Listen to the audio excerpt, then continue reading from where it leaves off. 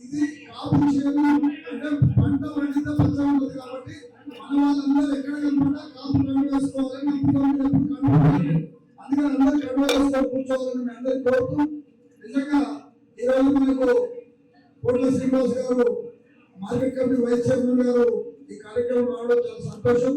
వారికి చాలా కార్యక్రమాలు ఉంటాయి కానీ వారి శ్రీమతి వారి పిల్లలు వచ్చిన భోజనం ఖచ్చితంగా చేయాలి. ఉపన్యాసం మాత్రం ముందే మాట్లాడేస్తే కానీ భోజనం చేసి పోవాలని కోరుతూ కోట్ల శ్రీనివాస్ గారిని మాట్లాడాల్సి కోరుతాము. ఇక్కడ ఒక విషయం ముందే మర్చిపోయినా, ఏదైతే ఈ సంఘ బాధ్యతను అధ్యక్షుడు నిర్వహిస్తున్న అనంతరం నవీన్ పటేల్ గారు ఈసారి నిర్వహిస్తున్న నిర్వహించిన అధ్యక్షుడిగా ఇక్కడ ఈ కార్యక్రమం నిర్వహిస్తున్నారు.